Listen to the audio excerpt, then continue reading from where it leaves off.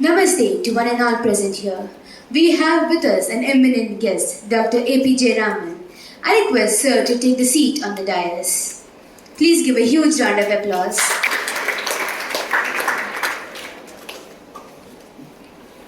Thank you, sir.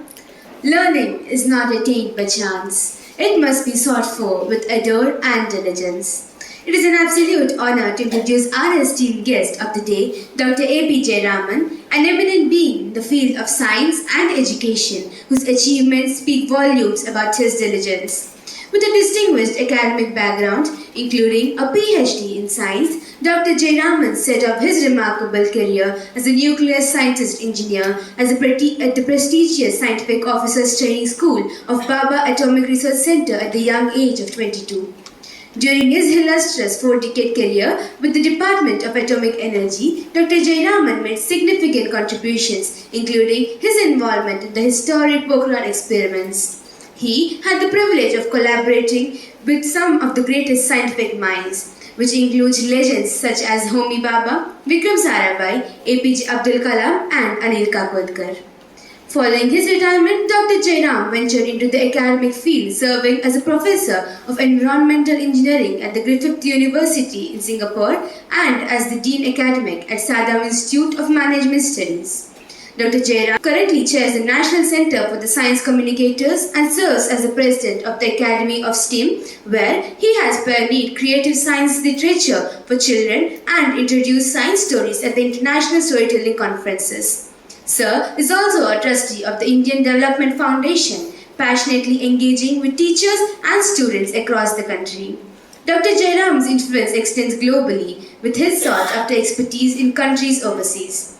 His efforts have earned him the prestigious International Copernicus Award for Science Popularization from Poland and numerous national and state awards in science communication. With over 20 science books and 3,000 science articles, Dr. A.P. Jayaraman continues to inspire and educate, pleasantly engrossed in the theory of knowledge and next generation science standards. It is indeed a privilege to have him with us today as we delve into the world of knowledge and innovation. I request Director Sir to say a few words. Hello children, I think you are on a holiday, came to a workshop. I think how many of you are interested and how many of you are willingly came, or I don't know. But I want to tell you one thing. It is that you know Vikram Sarabhai? Yes, sir. Who is he? Founder of ISRO. Okay. You know Homi Bhabha? Yes, sir. So now you are meeting a person who worked with both of them. You are meeting a person, Jayaraman sir worked with both of them, and he has, as he was sharing me, that he has been asked by Vikram Sarabhai to take rockets to Japan and learn, before going there, to learn Japanese in 3 months. And he was instructed and he learned Japanese in 3 months, and he went to Japan and he demonstrated the rockets prepared by our Indian scientists. So he was a nuclear scientist. Now he is working after retirement. Do you know what is his age? Expect? Huh? He is 79. Okay. I don't know, just you guessed it. Okay. And he is still traveling across to motivate teachers and children across the country. Okay. And the rockets, he demonstrated them in Japan are not very of that quality when compared to Japanese that point of time. But our Indian scientists have worked, and now Japan is far inferior to our work in ISRO. Okay, our Indian scientists have worked very well, and now we have been landing on Chandrayaan 3 also, whereas the Russian mission failed. And it has increased the fame of India when our mission was success in Chandrayaan 3. It's all because of the scientists, of our Indian scientists who work relentlessly to the space and for the programs of space. So you are meeting a person who worked with Vikram Sarabhai and Homi Bhabha, the great scientists. So we brought him here to interact with you, and it's that how much you can learn and how much you can do for your area of interest. I don't want everyone to become a space scientist, but learn whatever it is, how they have been doing it, and what is the importance of questioning also he will tell you. Okay, questioning is very important. Without a question, no scientific research has been developed. And how important is the questioning? You should be able to know it. Okay, now I'll give it to Jayaraman sir. All young, beautiful minds, and our distinguished director, Vasu Prakashji. I would like to call him my dear Vasu. That was the title given yesterday. So, this morning during breakfast, he asked me a question. How to ask a question. Now, for a scientist, that is their bread and wine. How to ask a question. And he very closely questioned me how to ask the right question. So, from that moment onwards, I was traveling with him in the car. I was thinking about a question. You know, when you go to higher classes, they will ask you, why did the chicken cross the road? It's a famous question in management classes. Why did the chicken cross the road? Now students will start thinking, why did the chicken cross the road? Because there was a chicken. Because there was a road. But there were chickens, there were roads, but many chickens did not cross the roads. Why did this chicken cross the road? That is a question they ask. Now if I ask myself this question, why am I here? I am here. But why am I here? Because director Vasu Prakash asked me to come here. So one more person is involved. So there is a time, there is a space. That is why we are all here. We can ask any question, but we should ask good questions. Now I am asking a question. Are boys more intelligent or girls more intelligent?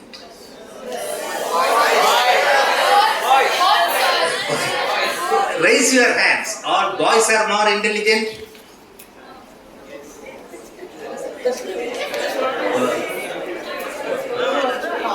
Fine. Good enough.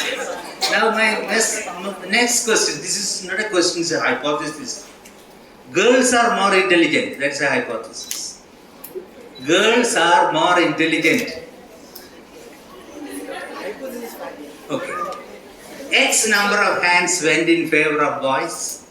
Y number of hands went in favor of girls. So we have to do an experiment. To settle this question, we have to do an experiment. So I want 10 boys and 10 girls here. Now, they are called experimental animals because they are taking part in an experiment. To do any experiment, I need equal number on both sides. That is why I have 10 boys here and 10 girls. Now we will see who is more intelligent. And our hypothesis is, are girls more intelligent? Question number 1. Boys are more intelligent. They think they are. They also think they are. So there is a conflict of opinion. And you can fight and prove. So fighting is not allowed in scientific experiments. So let us do an experiment. Boys and girls, stand according to your increasing height. Now, think they are all atoms. They are changing their position to a pattern. Science is understanding patterns. So I am finding out whether we have a pattern among boys and we have a pattern presented by the girls. You can see it. Seeing is believing. Is there a pattern in which they stand? The shortest, and this is a long and short of it, right? And this is the, apparently I think they are all right. Yes, girls are standing. Therefore, my test 1 failed. Both boys and girls know how to stand according to their height, right? So now what to do? Next question. This one failed. Now I'll ask them another question. Please stand according to your weight. There will be discussion, there will be fight, there will be indeterminacy. Let them settle. Yes. You will find mutual consultation. That's good. We should consult, we should get figures, we should respond. That's what's happening. Great. See, they are adjusting the numbers. See, some are going forward, some are coming backward. Stabilized? They have to stabilize, yes. Now we have a problem. Earlier when the height was used, it was visible to you. Now, when weight is used as the common denominator, I do not have a visible pattern, but yet there is a pattern. So finding invisible patterns, patterns which are not readily visible to the human eyes, that is another part of scientific experiments. So I am not asking their weights because that will create a lot of confusion for them. Nobody would like, this is a private number. Nobody would like to tell, this is my weight. Sometimes age, weight, height, of course, people are proud to mention. So let us assume, I'll just confidentially find out. What is your weight?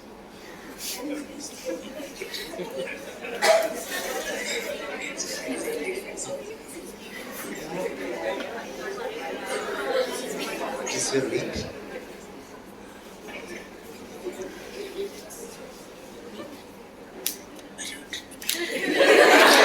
I have been privately informed of numbers, and I believe, I am very happy that now my test failed. Because both of them have equally done properly. So second, now third question. Please stand according to your body mass index. Let them do something. That is weight of your body in kilograms divided by your height multiplied height squared. So it should be kilogram per meter squared. Yes. See, now we need books.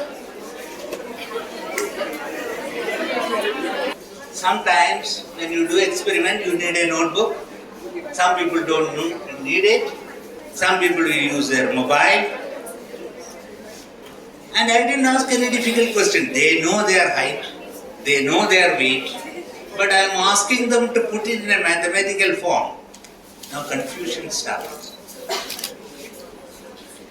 Lots of calculations are going on. Their mind is brimming with the multiplication table. Got it? Good. You know your height, you know your weight, but you don't readily know your BMI. That's the only problem. And the business of science is to make such numbers, such ratios. Then we will find meaning in those ratios. And the unit is kilogram by meter square. Or you write kg m to the power of -2. You should know not only the number, but the unit in which is the number. I am 60. It could be pound, kilogram, gram, milligram, nanogram. So you should specify the units. Knowing numbers without units is useless. I have 10 notes. I have 10 notes of 500 rupees or 10 notes of 10 rupees. So you should know the denomination, the unit and the value of it. Got it? All of you have got it? Are you standing according to your BMI? If they are not standing according to their BMI, then they are standing according to their mass. Now the problem starts. This is where science starts. Mutual consultations. Okay? I have no means of verifying unless I do 20 calculations. So let me leave like that. Fine. So stand as you like, but stand a little apart. Give a little space. Not that COVID space, Distance. Keep decent distances. Distances in such a way you should be able to move your right hand. They continue to be experimental animals. Perfect. Right. Do you know which is your right hand? Very knowledgeable. Right? Equally knowledgeable. It's not only very knowledgeable, equally knowledgeable. What we are testing is the equality of knowledge. Do you know the index finger of your right hand? Very knowledgeable, both ways. Fantastic. Perfect. So far we did 5 tests in which boys and girls are equal in their intellectual capital. Right? So now I will ask you a very silly question. Keep enough space. Right? Yeah, perfect. Yes. Now carefully listen to me. We are going to do an experiment, a scientific experiment, which will be seen by your colleagues. So utmost care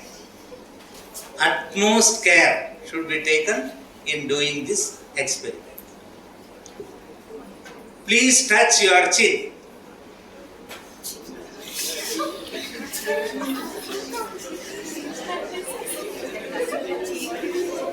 You saw what happened, what the boys did and what the girls did. How many boys touched their chin in the first instance? Be honest. Take it. 3 boys touched their chin. How many girls touched their chins? See the difference. Cheek and chin, 2 close places of your face. We always touch our chin. We always touch our cheek. But in a time of examination like this, you do not know which is your cheek, which is your chin. Your ability to distinguish 2 contiguous parts of your face evaporates, and you prove something like this. Is that all right? Now, can I conclude that girls are more intelligent than boys? Yes! This is the problem. We conduct pseudo experiments and derive wrong conclusions. You cannot test the intelligence of boys and girls by doing an experiment like this. It has all the formalities and protocols of a good scientific experiment. Experimental animals, tested, trained, they know their right hand, they know their right index finger, absolute knowledge of instruments. But when it came to the process, and what was that process? Chin and chin. But there was a fool standing before them showing the wrong way. I was the fool. I told them, instead of cheek, I did like this, and they thought he is a scientist, he must be right. Now the point is, anybody can be foolish, and scientists can be more foolish than normal people, because they think of so many other things, right? So this experiment doesn't prove anything, but it will make you feel how experiments can be conducted, make you believe that this is true. And many people believe this. Now, all experimental animals can get back to their normal state. This is an abnormal, every experiment is an abnormal state. Now, since I have failed in this experiment, I will now do one more experiment, for which I want only 2 boys and 2 girls who are strong in numbers. Not that many numbers. If you can count up to 20, it is fine. Those who can, 2 will. And 2 girls. You have already proven your superiority. So come, rush. Now, close your eyes for 2 minutes. Turn to your right. Turn to your right. Turn to your right. raise your right hand. Turn right. Show me which is east. Their sense of direction so nice that even when you are confused, you know which way to go. You know that, right? Good. Fine, perfect. So your sense of direction is perfect. He is still in that trance state. Now, just keep a little more distance, yes. Now I want you to perform a random walk. Random walk is very important in science. So close your eyes. Take, I want somebody to protect. Somebody can stand behind. One boy stand, they shouldn't fall down. Yeah, no accidents. You will take care of their health. You will take care of, use your complete strength. They shouldn't fall down. Take 10 steps. Wait, don't take 10 steps in a way. Each step should be of the same size as your previous step. Take 10 steps forward, anywhere.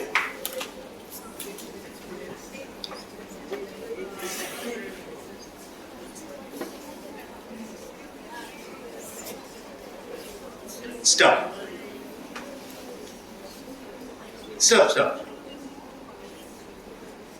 Now, all of them took steps in one direction. I wanted them to perform a random walk. So come, open your eyes. Now, take 10 steps without around this. Wherever you are standing, you should take 10 steps around that. Took 10 steps. So, random walk, we are not able to conceptually demonstrate. If there is a drunkard and he is standing in front of a lamp post, wants to go home, he will move around the lamp post 1,000 steps without reaching his home. Because each step is as good as the previous one. Each direction is this one. So even after 1 hour, a good random walker, like a good drunkard, will be around the lamp post even after 2 hours. That is called the ideal random walk. And if you have a hydrogen atom, the hydrogen atom goes on moving, even after 1 year, 2 years, you will find it moving in the same place. So random walk is, each step is the same as the previous step. But each time, the direction is different. You go forward, backward, you will never be able to get out. You will be moving around the lamppost. Fine, thank you. So we did some very simple experiments to find out what? What is science and what is not science. Whatever I did so far is not science, but it has all the appearances of a science. Now let me see. I want 5 boys and 5 girls. I think all of them are coming from the forward. Now, this is the famous cabbage leaf. Why it is famous, I will tell you afterwards. But everybody believes this is a cabbage leaf? Yes, sir. Now I will do something to that. And all of you will do as I do. Very easy. As hard as you can. Put all your horsepower into this.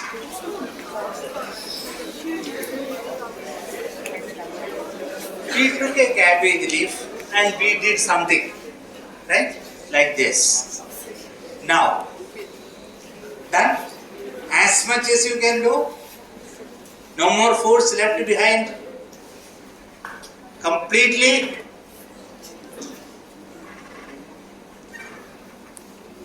Now the question is to you. What did they do? First, before you say, I will ask them, because they did it, So those who do it should be able to tell first. What did you do to your cabbage leaf? He copied me. I too did as you did. He destroyed it. So, like two crushed people, one a copied person and one a person who did as I did. What did you do? I excused. I am looking for the verb. Science is the verb, not the noun. Cabbage leaf is common. What did you do to that cabbage leaf? The doing is science. Science is doing things. So they did something and she says, what is it? Excuse. The word is excuse. Crushed, copied. They said they did like me, similar. But now you squeezed it. Yes. She crushed, crumbled, applied my entire power on it. Crushed.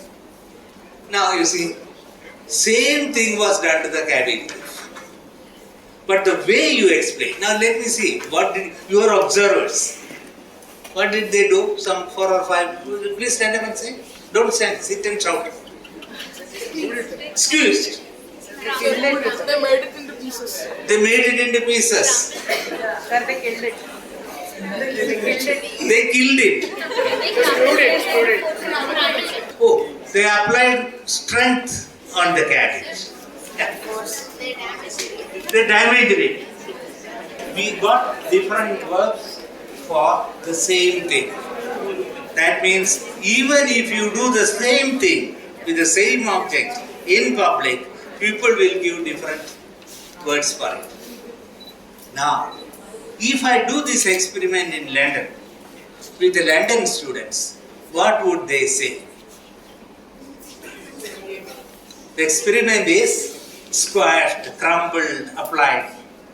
8th standard or 9th standard in an English school in UK will use the word squashed the cabbage leaf. Now, we didn't use the word squash. Anybody said squashed? There is a play by George Bernard Shaw. The last play written by George Bernard Shaw is called The Pygmalion. In The Pygmalion, there are two characters. One character is Professor of English, Henry Higgins. Another character is a village girl called Eliza Doolittle. Eliza Doolittle was speaking bad English, ugly English, rotten English. You can speak all types of English. So broken, ugly, it's called Cockney English. She was speaking. On seeing that girl speaking bad and ugly English, George Bernard Shaw made the professor of English say, "You squashed cabbage leaf. You squashed cabbage leaf, you incarnate insult to the noble architecture of these columns." The columns are the magnificent columns of St. Paul's Cathedral. So Professor Higgins says, and I quote for you, "You squashed cabbage leaf. You incarnate insult to the noble architecture of these columns, to the language of Shakespeare and Milton and the Bible." English is considered to be the language of Shakespeare and Milton and the Bible. And the girl is speaking such a rotten, bad, ugly English. Professor called her squashed cabbage leaf. That is how the word squashed cabbage leaf became so famous in English literature. And we did it. We squashed it. But we used a verb other than squashed. We applied force, we destroyed, we killed, we damaged, everything. This is the difference between a natural language and which we study from our textbooks. Good. Now I will ask you a question. Because Prakash told me this morning that students should ask questions. They should ask good questions. And asking good questions is very difficult. So, all of you would have heard about hydrogen, helium and all that, right? Yes, sir. And you have studied elements, yes, right? And you know one person called Mendeleev, periodic table? Yes, sir. Periodic table you know, but Mendeleev you don't know. Periodic table was made by Mendeleev. He's called the father of the periodic table. So Mendeleev, like you, was going to the school. His mother used to ask him every day, Mendeleev, did you ask any good question today? Not a single day he asked any good question. So asking a good question is the essence of science. Now I will ask you a question. Just look at me.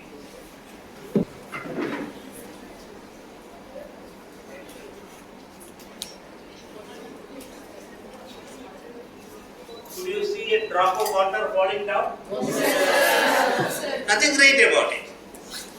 Now my question is, how many atoms are there in that drop of water?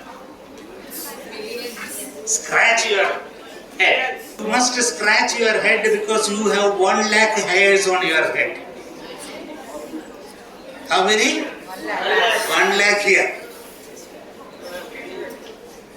You know monkeys, how many they have? More than 1 lakh. Which one? More than More than? Oh, monkeys have more. Yes. Chimpanzees and human beings have the same number of hairs.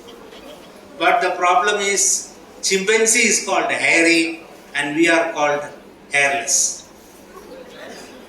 We have the same number of hairs, our forefathers, monkeys. But our problem is, all our hair is concentrated on the head and theirs is distributed over the body. So scratch your hair. Let the follicles be activated. If you scratch, what happens? Either dandruff will come or follicles will be stimulated. So how many atoms are there in that drop of water? That's a question. Give some numbers. Now we have to give numbers. Many, so many. Billions. More than 1. More than? More than what? Okay. 5 million. Starting with more than. 5 million. 5 million, yes, from 1 to million. 1 followed by 6 zeros. See, you jumped. Millionth jump. Yes. 10 million, improving. That means we are becoming larger and larger. Initial is not a number for me. I want number. It's a 25 million. 25? Million. 25 million. Any more takers? Trillion. That is what is 1 followed by how many zeros? No. Million 6, billion 9, 9, sir. trillion 12. Billions. Now 1 drop of water has 1 followed by 23 zeros. On footing. And 9th standard Avogadro? Where is 9th standard Avogadro? Please come. What Avogadro I want to see? Yeah, come. Let us. Amedeo Avogadro. That is his full name. Yes. What did Avogadro say? Please forgot Avogadro. Put something. Yes. Number of atoms, correct? Yes.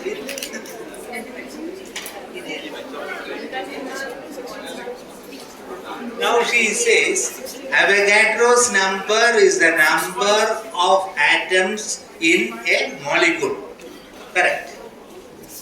How much of that molecule? 1 molecule. Okay. 1 molecule of water will be what? 2 atoms of hydrogen and 1 atom of oxygen. So Avogadro's number should be 3. Avogadro's number is 6.03 in 10 to the power of 23. So why? This is our problem in 9th standard. All of us know Avogadro's theorem. We'll get full mark. 1 gram mole of a substance contains Avogadro's number. 1 gram mole.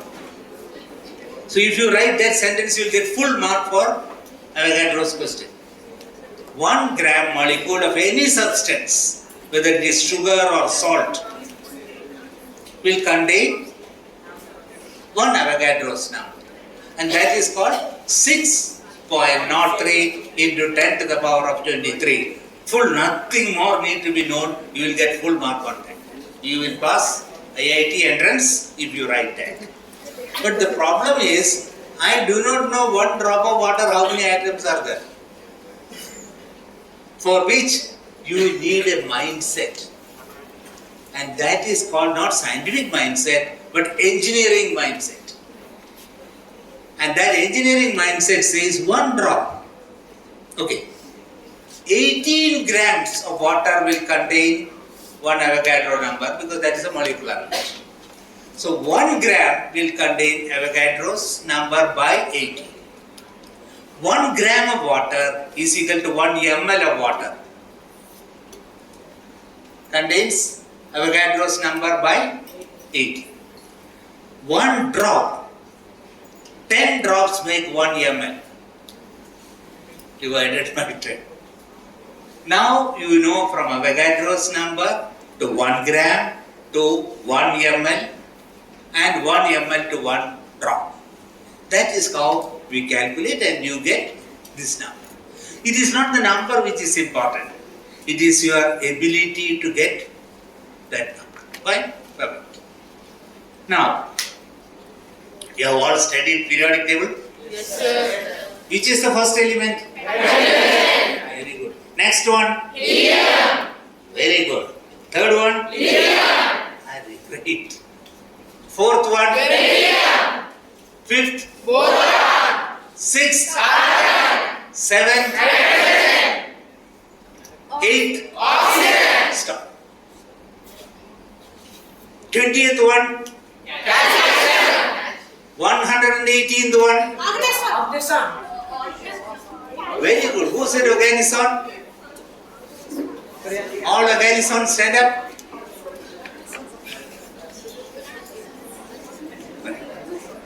Excellent. Give them a big clap. The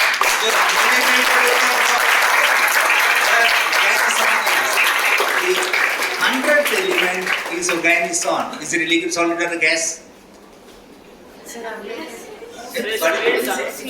Different states. Gas, liquid or solid? Sir, gas. It's a gas. Yes. Now, this is very interesting and right. You are right. Because it belongs to helium, Yes, sir. neon, argon, krypton, xenon, radon, organison. Yes, sir. Helium, neon, argon, krypton, xenon, radon and organison. But whether it is a liquid or a solid or a gas, we cannot see because only 5 atoms have been made. So you are right.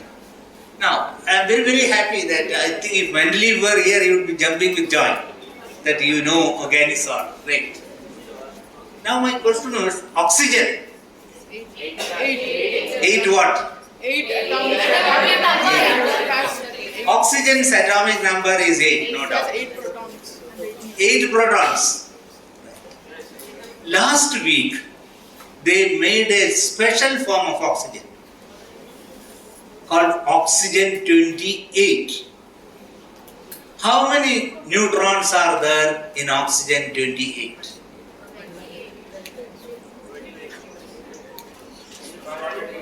How many neutrons are there in the nucleus of the oxygen atom made last month, oxygen 28? 12. How much? 12 plus 12 neutrons, 8 protons, 20. That's where the problem comes. When I say 28, it is an isotope. That many particles, 28 particles should be in the nucleus. So there will be 28. 28. So only 8 protons. And how many neutrons in normal one? 8. 8 plus 8, 16. So how many more neutrons have been put into that? 4. No. Oxygen 28. 20. 20, sir. Yes, 8 plus 8, 16. 12. 1 dozen neutrons have been packed into the nucleus of oxygen atom. And it lived for less than a second and died. But the whole world came to know oxygen 28 has been made. This is how science news travels fast. Did you read in the newspapers oxygen 28 was made? Okay, so from today, go home and you see old newspapers or science newspapers, then you will find what a great, there's a big science magazine called the Scientific American. If you read that, you will get the beautiful story of making oxygen 28. It's a fantastic story. So read about it, learn about it. That's a very brilliant question. We are speaking only about the oxygen atom. So, but 2 atoms we could not make.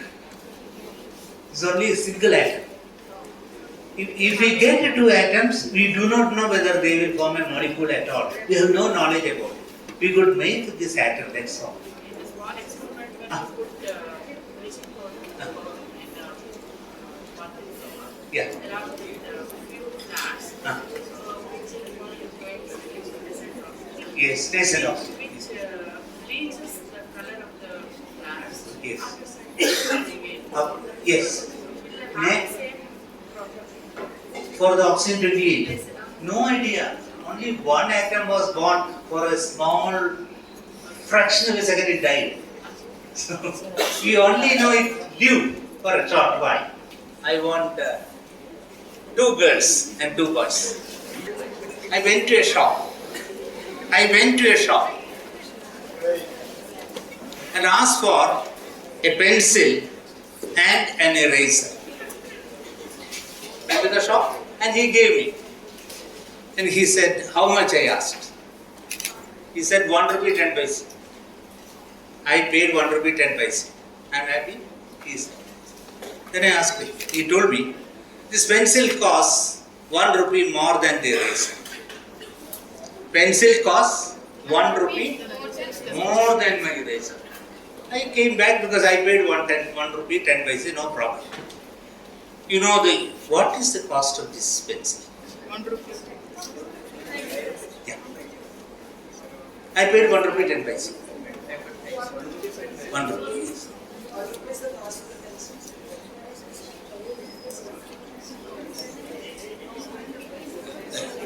Now, both boys and girls are convinced that this costs 1 rupee, this costs 10 paise. So 1 rupee 10 paise I paid.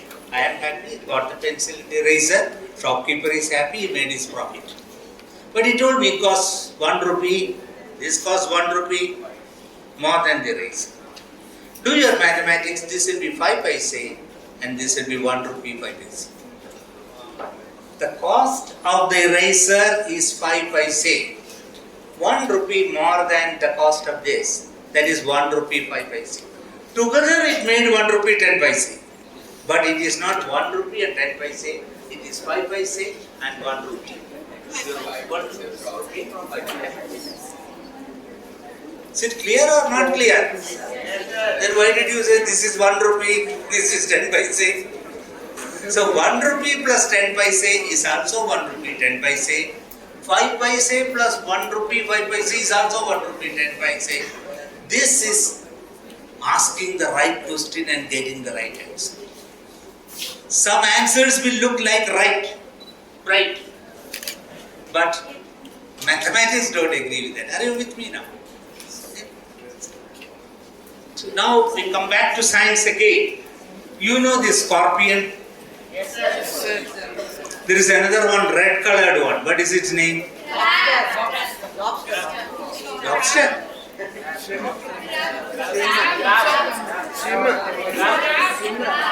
Crab. The one which crawls, the one which bites is called the scorpion. The one which. Okay, let us take the scorpion. Catch a scorpion. Don't kill it immediately. Cut its first leg. Cut its first leg.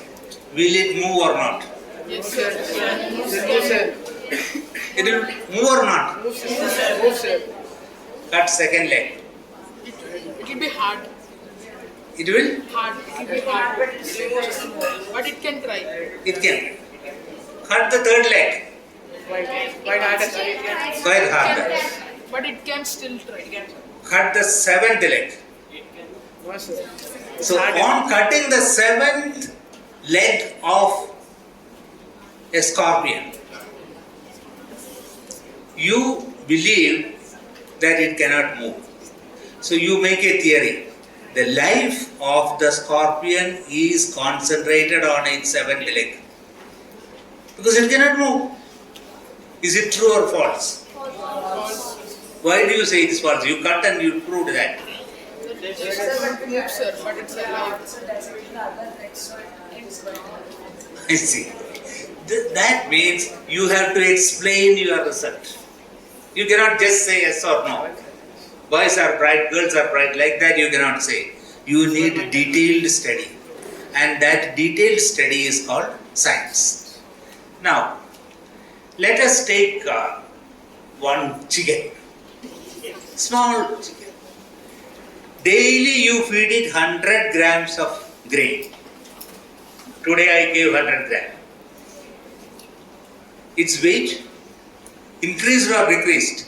Increased. Next day also I gave 100 grams. So I will plot a graph. Give 100 gram rice to a chicken and you will get a straight line. Now the weight of the chicken became 2 kilograms.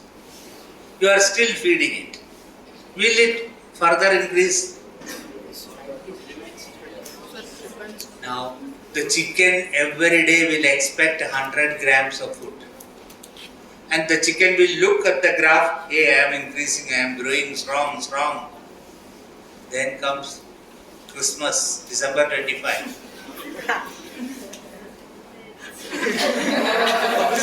It doesn't exist. This is called induction foolishness. Every day I am getting this, every day I am getting it, but one day the chicken doesn't exist.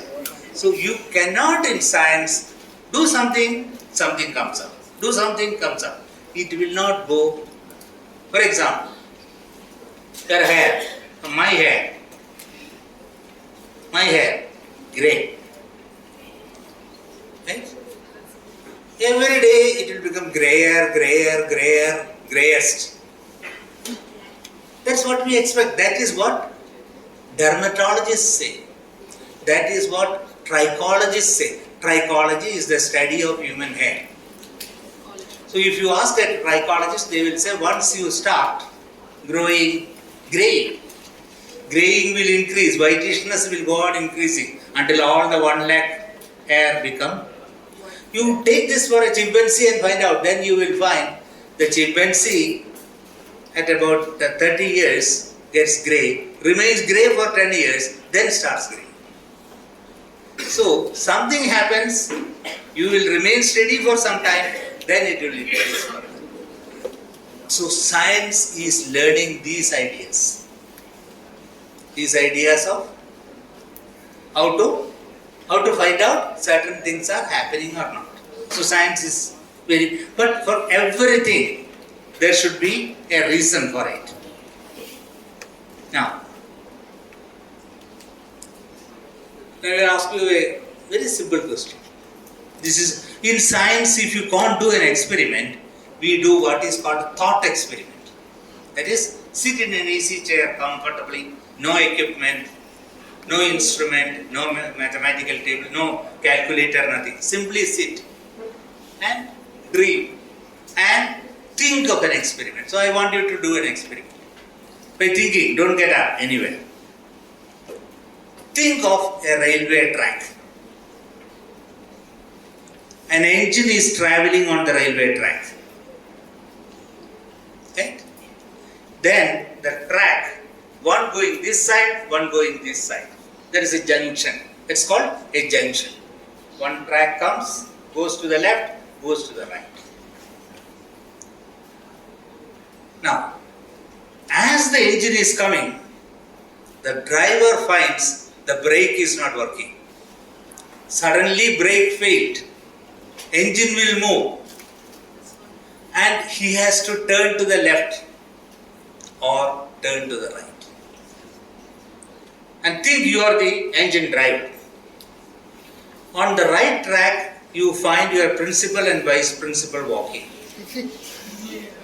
And to your left track, the maths teacher, physics teacher, and chemistry teacher are walking, along with arts teacher. 4 of them on the left track, 2 on the right. Will you turn it to the left or to the right? You will allow your principal and vice principal to die? You have to turn to the right.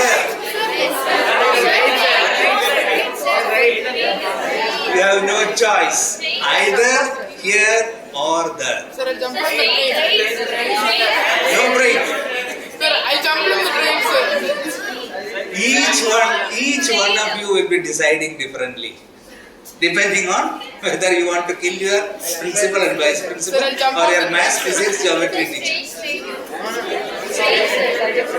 Not possible. Now let us think of a more complicated situation. On the top of the junction, there is a bridge, footbridge, on which a very fat man is standing. 120 kilogram, high body mass index. If you push him, you can save your principal, vice principal, and maths, physics, chemistry, arts teacher. 4 plus 2 can be saved if you push that way. Will you do it? Yes. If that happens to your father, will you do it? No. That's the problem. The problem is, you will decide every case depending on your state of mind. Priority. There is no priority in killing people. There is no priority whom you should kill first. That's a very, very strange situation. So that's this is what we call a thought experiment. You don't need any money to do an experiment. Then you will find problems like this. For example, all of you have studied radioactivity, right? Yes, sir. Some atoms like uranium, they break down into some alpha particle comes out, beta particle comes out, gamma comes out. Now, to do this experiment on radioactivity, you have to think of a cat. That cat is called Schrodinger's cat. A Schrodinger's cat is one which is dead and alive at the same time. Schrodinger's cat is dead and alive at the same time. Can you think of that? This is quantum chemistry. When you go to higher standards, they will ask you Schrodinger cat. What cat is it?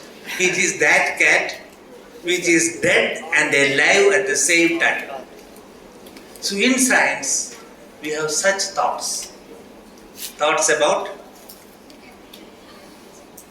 live and dead cats. Schrodinger's cat. So that's what it is. Now, how to become a scientist? And is it good to become a scientist? How many of you would like to take science as a career? I find equal number of boys and girls opting for science. Okay, let me simplify the question.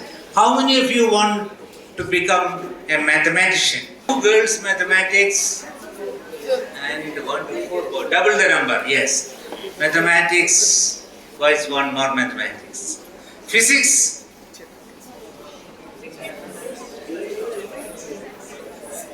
Physics is in trouble.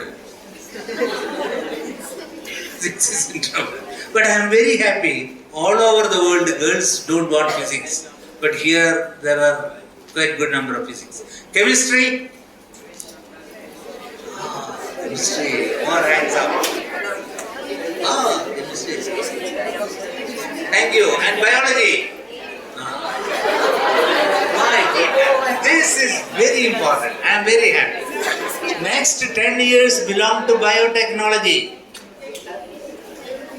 All the money will be in biotechnology. How many of you want to take space science because of Chandrayaan? Huh? This will change. Next year the number will change. Yes. Good. How many of you want to take music? Good. Very good. More boys want music. Yes. Great. How many of you want to study English literature? Very good. Good, good. Yes. I think you have a very good mix. But you remember, if you want to be a scientist, you have to first take your BSc.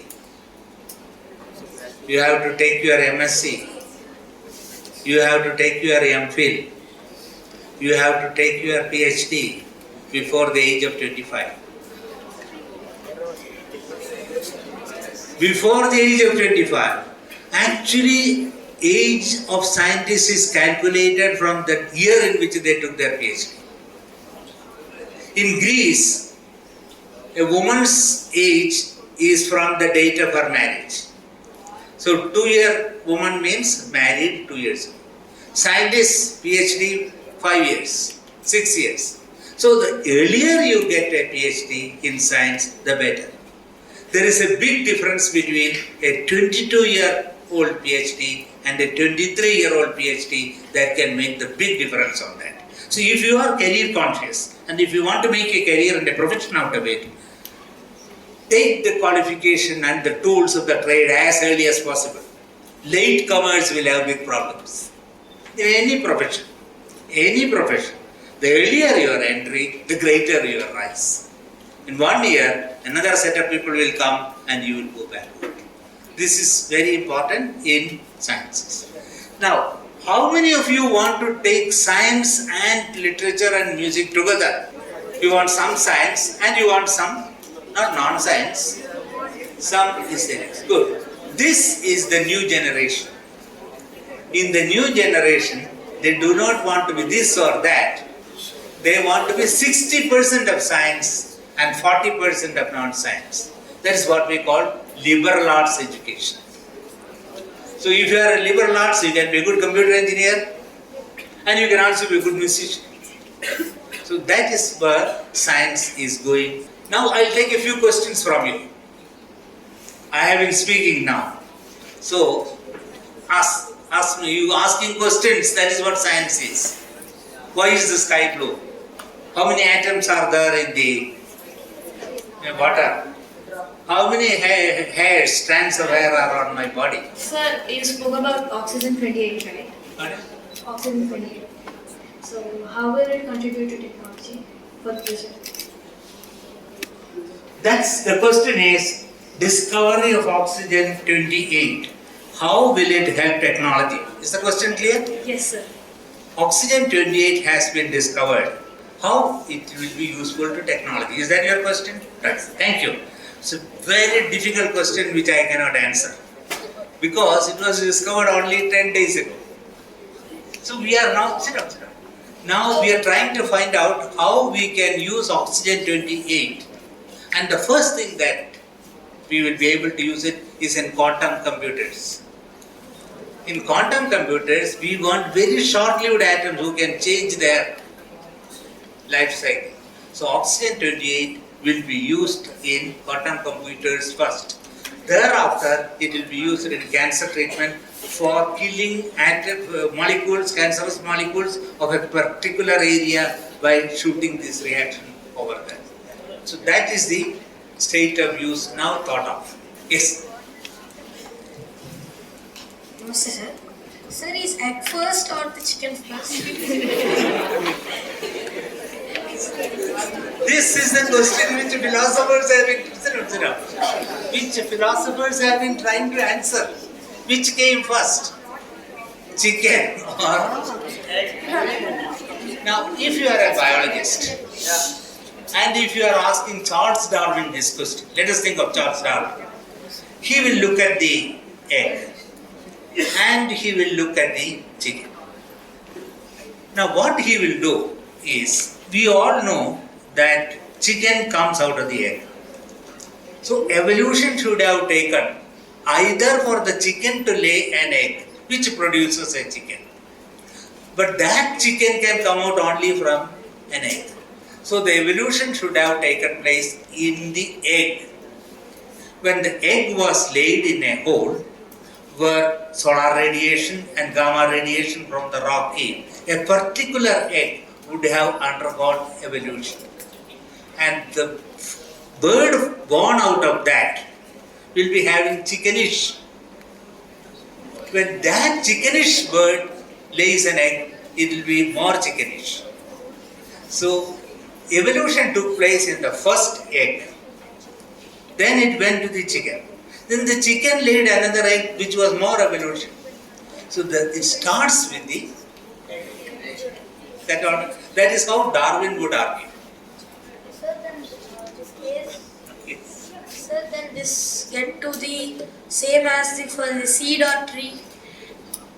Yes. Seed or tree. In this case, there is a difference. The tree has a long life. A tree can be 100 years, banyan tree. So the evolution in the tree will be longer, and the tree undergoes evolution first, and every year there will be seeds. But after 10 years, 20 years or 30 years, the seed would be different because the tree has undergone the evolution. So it is very different from the chicken and the egg and the seed and the tree. But this is a question which philosophers have been asking, but now biotechnologists can prove this. For example, mosquito. See, otherwise we have to wait 100 years for a banyan tree, we cannot wait. No scientist will live for that. So what happens is, we take mosquitoes. We treat mosquitoes with gamma radiation. So the change in the next generation of mosquito we can find very easily. So 40 generations we can study in 2 years. Whereas 43 generations you cannot study in our life. Chicken also we can conduct the experiment of bringing out the mutation, it's called mutation, by external forces. So you can change the egg first and get different. Now you know there are eggs which don't give you chicken. Yes, sir. Unfertilized. That's the problem. So that is done the mutation on the egg, and then it is transferred to the chicken. Good question, very good question. Because director wanted good questions from you. Got very good question. Oxygen, very good question. Namaste sir, I am Gopi Krishna of class 10. Yeah. I have a doubt sir. Yeah. Sir, what is science and what is the specialty of science? Big question. Like Big Bang. What is science? Science is everything that you do not know.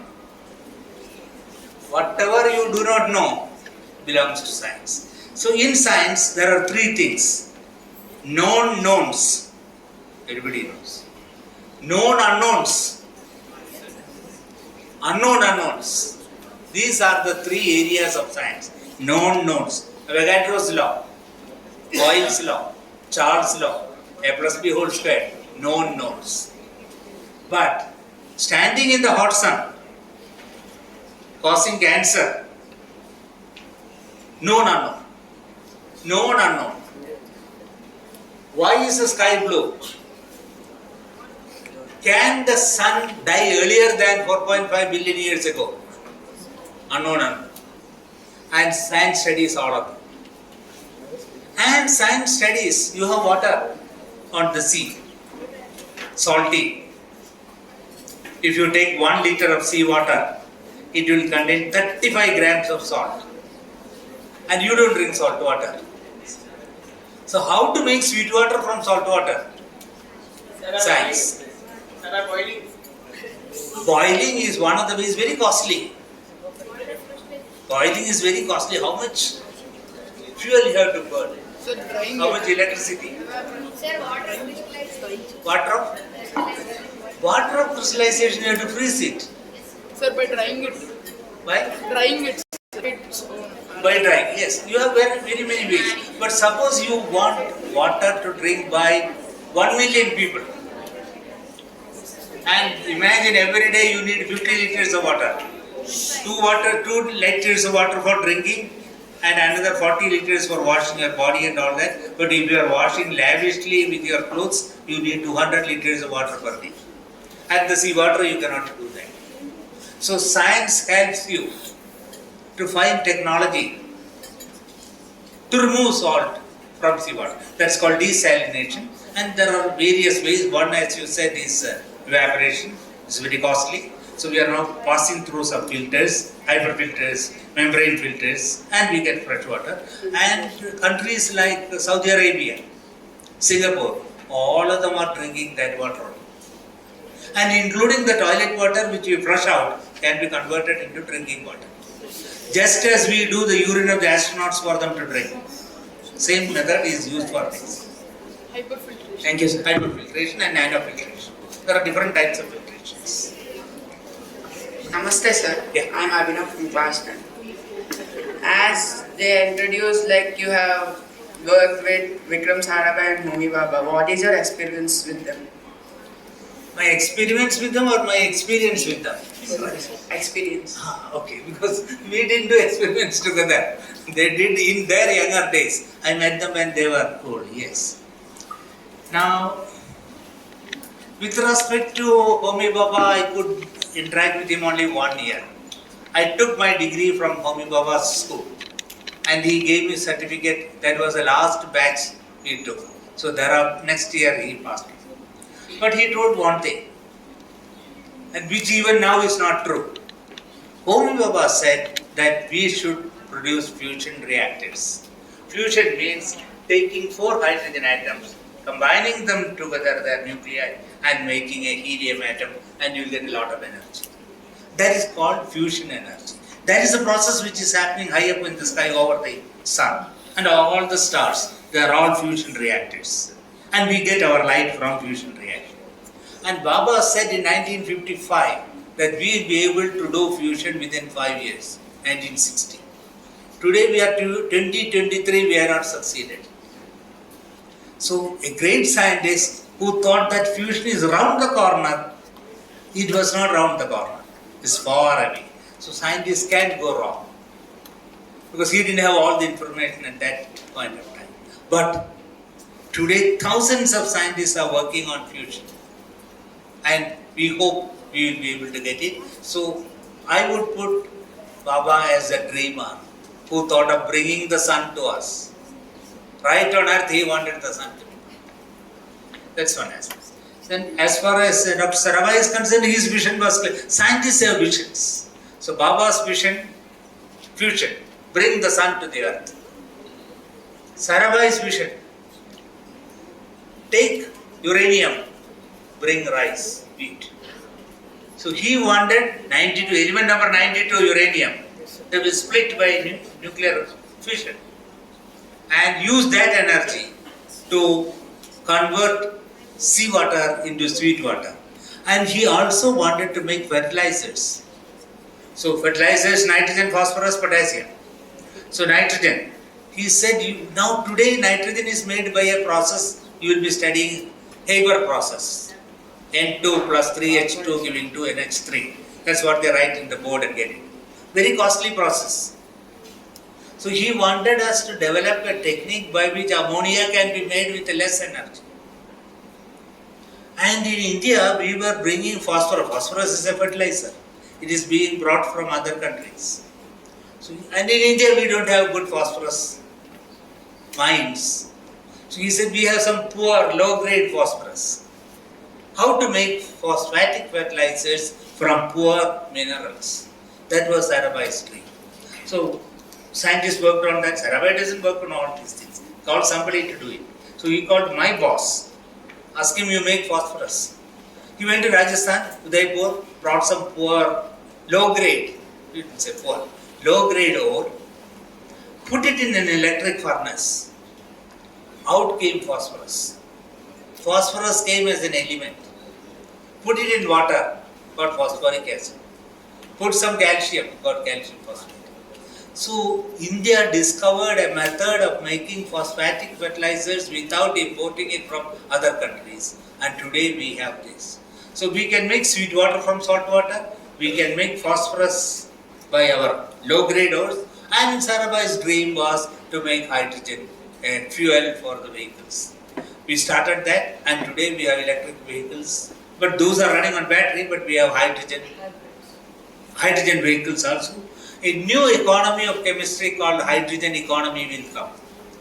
Everything will be fueled not by petroleum but by hydrogen. That was Sarabhai's dream. So these are the dreamers, both Baba and Sarabhai. Namaste sir, I am Vanshika from class 10. I have a question about space, sir. Some people say that human race is the only one existing in the entire universe, and some say that there is another race existing in the universe apart from the human race. What is your take on this, sir? My take, I have no take on this.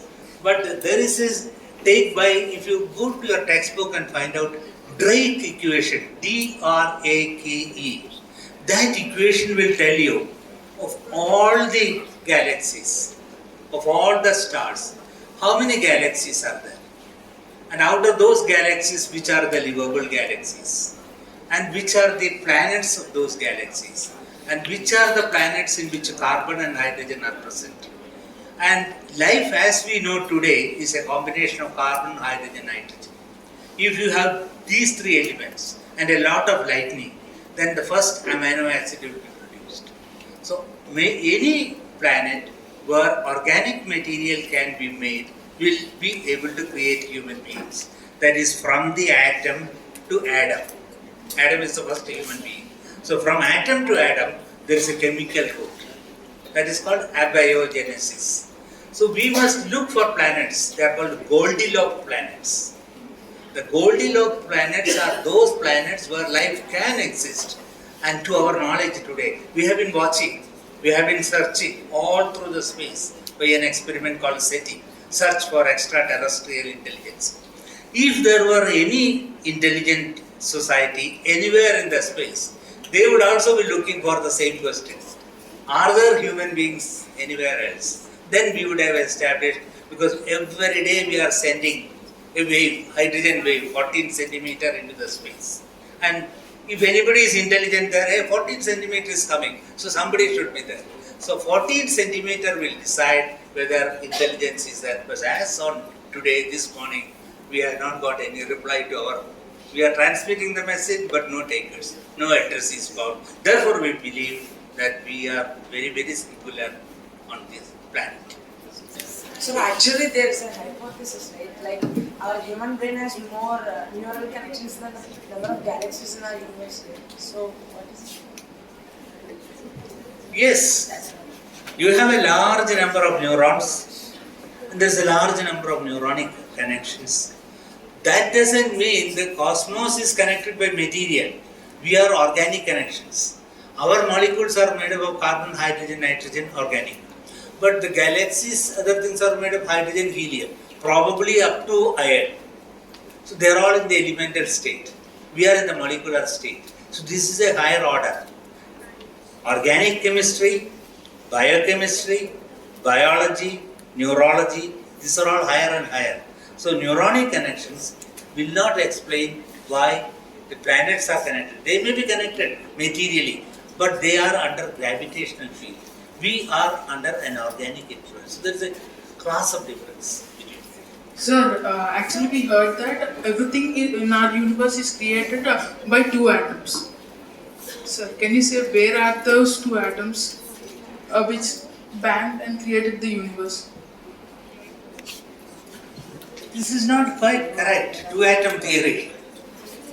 There is a lot of dark matter and lot of dark energy. In fact, 95% of the universe is dark matter, dark energy, about which we don't know anything.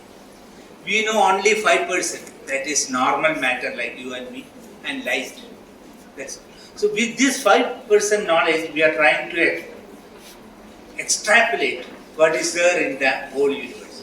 So the two atom theory is not correct. All that we believe is once upon a time, 13.5 million years ago, there was a singularity. Singularity is a single point where all the energy concentrated, and there was a bang. From that energy burst, there was condensation, hydrogen was formed, helium, lithium, beryllium, boron, like that it started. That is the current understanding. So beyond that, it is just hypothesis, speculative thinking, and science fiction, but not high energy physics. That's it. Sir, is dark matter and antimatter related? And I have discussed with my friends that antimatter can destroy the half part of the earth. Is that true? Very true. If matter meets antimatter, everything will become energy. Positron heating an electron to gamma rays, energy comes out. So that is true. What you heard is perfect. So is that dark matter and antimatter related? No, dark matter and antimatter are not related. The 5% of matter known in that itself, there is only very, very small quantity of antimatter. That is all in the form of small particles like positron. So antimatter is very, very, very small. It is my pleasure to propose vote of thanks on behalf of Sri Prakash Vidyaniketan. My heartfelt gratitude to our honored guest, Dr.A.P.Jayaraman, for conducting this session. I thank you for sparing your time to be with us, for guiding and enlightening each one of us with your pearls of wisdom.